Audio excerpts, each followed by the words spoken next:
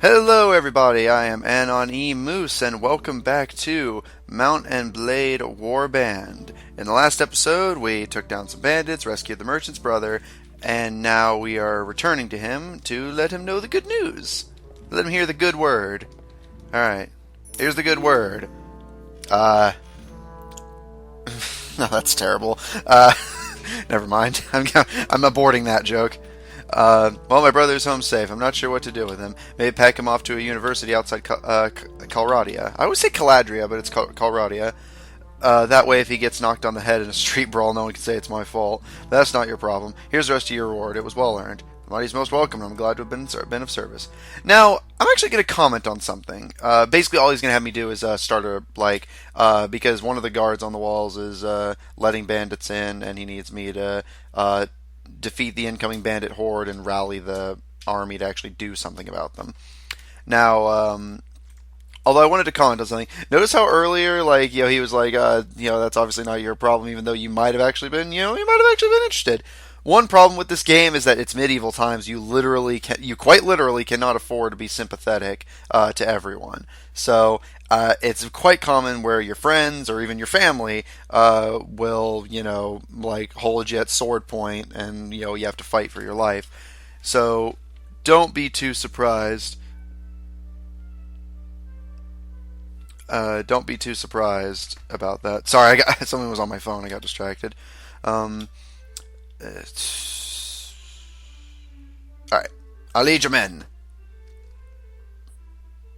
Give them the sign. Because I didn't get injured in that last fight, so... sorry if I'm, really quiet. I'm just really out of it right now. You can see they have daggers and clubs concealed under their clothes and catch a mixture of fear, anticipation, and pride in the quick looks they throw at you as you pass by. Yeah, they're not exactly subtle, but, bless their hearts, they're trying. So now these guys, if they die, it doesn't really matter. You're going to lose some people in this. It's literally, I've tried. It's impossible. But they aren't your soldiers. Notice how they don't have that red and black banner over their heads like mine on the battlefield do. So don't worry about it. Advantage of two-handed weapons is that you get a very versatile repertoire in melee, but you can't use a shield. And unfortunately, you cannot dual wield in this game. It disappoints me greatly. But, that's the way the cookie crumbles. Oh boy. Wow, you guys were useless. Thanks for the help, everyone. Jeez. Alright. Yo. Alright. Oh, there you are. What were you doing? You go up there, do your job. Defend the country, queen and country and all that. I'm probably going to end up hitting the guy by doing this. Never mind. Oh, wow, I actually hit the right guy. Victory shot. Alright, that knife's going to impale somebody. Yo.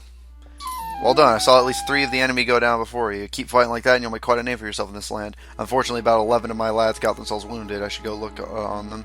Let every villain learn to... Nah. I'm glad to see you're alive too, actually. Yes. Yeah, thanks. Now, a couple of my boys have the watch captain pinned down in the back room with a knife at his throat. I'll need to go drag him before the Sultan Hakim and explain what this breach of the peace is all about. You don't need to be part of that, though. I'll tell you what, if all goes well, I'll meet you in the tavern again shortly and let you know how it all came out. If you don't see me in the tavern, but instead see my head on a spike over the city gate, I'll assume you know enough to stay out of town for a while and forget this whole episode ever happened. So hopefully we'll meet again. Well, I don't know. Yeah, I know, game. I'm just looking around. Alright. And I am actually going to go check in. Because I'm pretty sure there's, no, time you have to wait. Yeah, okay, here we go. Anon. Things didn't quite go so well as I'd hoped. Sultan Hakim couldn't quite find it in him to overlook my little breach of the peace. Oh, he's grateful enough that I got rid of his crooked captain, a guard who will let in bandits, will let in an enemy army. But if the price is right. But he can't exactly have me running around here as a lasting reminder of his failure to take care of things himself. That hardly seems fair. Fair? This is Calradia, my boy. Kings do what they will, and the rest of us do as they must. He didn't string me up, and instead gave me time to sell my properties. He even put in a word with the other merchants that they best pay me a fair price, too. That's gracious enough as kings go, but he's a weak king, as they all are here, and weak kings must always look to their authority first and justice second. I suppose I'd do the same in his shoes. Anyway, I wouldn't go rubbing your part of this affair in Sultan Hakim's face, but he's taken note of you, and decided that you're not worth hanging, and that's something to which I'll raise a glass any day of the week. He might even have work for you further down the road, or you can sell your sword to one of his competitors. Anyway, I hope you've learned a bit about what it will take to stay alive in this troubled land, and I suspect that the money you've earned won't go to waste. Good luck. So yeah, he's going to get out of town for a while. You're never going to see him again, unfortunately. Or at least as far as I've played the game. But yeah, so yeah, all that hopefully gave you a pretty good overview of this game in a nutshell. No, I can't. I was going to add a habit, join the feast, because I'm used to being a lot further in this game than I currently am. So I have no quests right now. I have nothing to do. So I guess now's as good a time as any to give you guys an overview of the factions. So I've been spending all this time in just this little spit of land here. All this with the yellow names is the Serenid Sultanate. I basically mentally categorize them by location. So the desert is the Serenid Sultanate. Up here in the mountainy regions is if I can pull it up, the Kurgat Khanat, the Lavender guys. Up in the snowy mountains is the Kingdom of the Vagars, the white guys. Over here in the forests are the Kingdom of the Nords, the blue guys. And over here is in, I don't know, just the middle area, because look, they're smack dab in between everyone, is the Kingdom of Swadia. And finally, the Kingdom of the Rhodoks, the green guys. And these guys are red, in case you couldn't tell. Interesting little fun fact, these guys, the reds, have a bad habit of losing land very quickly, because hopefully you can see the immediate strategic disadvantage they're at, because people are at war all the time in this game, so yeah, it happens. Now I'm going to go ahead and recruit a few soldiers and give you guys get a forewarning of what may be happening down the road. You may be wondering to yourself, "Oh, Anon, you handsome rogue, you. How on earth are we going to make a name for ourselves in this large, dangerous land?" Well, I'll tell you, dear adorable viewer. We have to raise an army, make a name for ourselves, become famous, and hopefully conquer this entire map for ourselves. There's multiple ways to go about doing that. You can ally yourself with a certain faction and use that as your key to power. You can form your own faction and use yourself as your own key to power. Or if you're feeling particularly bold, you can simply be a mercenary and just go kill everyone. But regardless, your end game is to get all of this map under one name, either your own or that of your king. Just depends on how you're feeling. Me personally, I unfailingly prefer being my own king, and that's considered the most fun method of playing this game. So I have $1,000. I'm gonna play in the tournament again, just to do it, I guess. I'll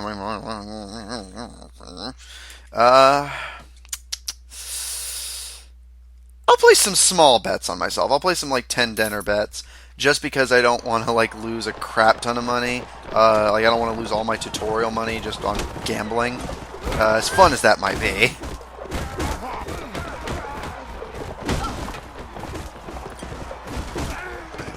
As you can see, also in case you could tell, down there at the bottom, I think I commented on this in the first episode, so sorry if I'm repeating myself, but I took the notifications off because I was concerned in the initial, whenever I was testing my equipment, if it would slow down things at all. I may turn them back on. I actually meant to turn them back on last episode and see how it performed, but I just never got around to it. But basically, the only things it's not telling you is who's dying on what side. I didn't damage my own guy with my sword there. There is no melee friendly fire in this game. However, in ranged attacks there is. So that's why I was being careful not to throw knives at that guy. Anyway, so yeah, generally speaking, it's it's considered a good to eat your vegetables. I don't know. I forget the things I say. You know, I just say things. Words happen, and I just move on with my life. Don't judge me. But yeah, I may turn those notifications back on, just because it's kind of weird not being able to keep track of how each side is performing. In tournaments, it's not particularly helpful, but during wars, it kind of can be. And also, I'm kind of concerned that it doesn't seem to be delivering any political messages, because typically it's supposed to tell me if anyone. Well, then again, the game did just start. I suppose nobody's taken any territory yet. Because it's really good to try and maintain an idea of what's going on in the world around you, for obvious reasons. Javelins are my favorite weapon to have in the tournaments, next to a bow, because I know how to use them. They're a ranged weapon, and you have plenty of ammo. Okay. Wow, red team, good on you guys. Red versus blue seems to have a pretty obvious conclusion. Alright. I love red versus blue. I haven't finished it yet, though. No spoilers. With the shields, with your nonsense shield, stop it. Uh-oh, oops. Oopsie poopsie. Did not mean to do that. Well, he won't remember. I'm sure they won't come back to bite me in the butt, and then I'm going to find out it was the king that I just javelined, and I'm going to get court-martialed, hung, sodomized, fed to ravenous kittens, fed to not ravenous kittens, and there I go. Yeah, it's about time they shut me up, honestly. And I think that's the end. Yep, that's the end of me. See, that would have been disaster if I had been betting 100, but see, I only lost $20. Ah, well. At least I got some, you got some experience, and that's what matters. Yeah, and tournaments don't have a permanent effect on your health. It just sucks. I don't think there's any ransom brokers here, but I might as well check. Mercenary Cavalry, Book Merchant. Books are insanely expensive, but actually pretty useful. Yeah, look at these prices, but look at what they can do. This one gives you 7 intelligence, or not requires. It requires these books just have random effects, but this one, for instance, gives you wound treatment while it's in your inventory. Yeah, you can see why things like this are kind of interesting. Anyways, I don't seem to understand how to speak today. Oh well, it's not like speaking is required to do Let's Plays or anything.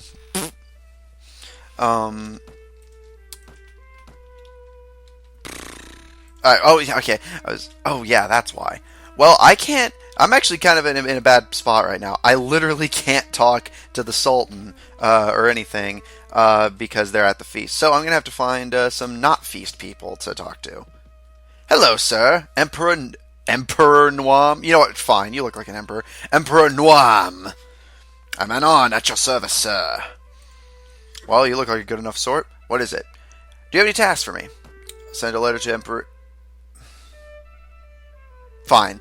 Emperor Ukwe, who should be... Currently, it sure is. If you will be heading towards there, would you deliver it to him? The letter needs to be in his hands in 30 days. Sure.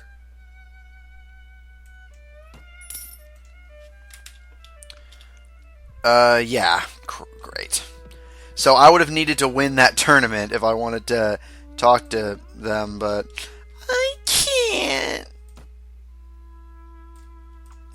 Now, if I had extra renown, yeah, I should probably go over some of the hidden stats. If I can find it. This is the last thing I'll go over in this episode. Renown, I have 20. You get more for doing cool stuff or winning impossible battles. If you have it high enough, you can get into tournaments automatically. God damn it! You can get into feasts automatically, which is why I was used to being able to do that. Anyways, hopefully I'll comprehend the English language in the next episode. See you guys then.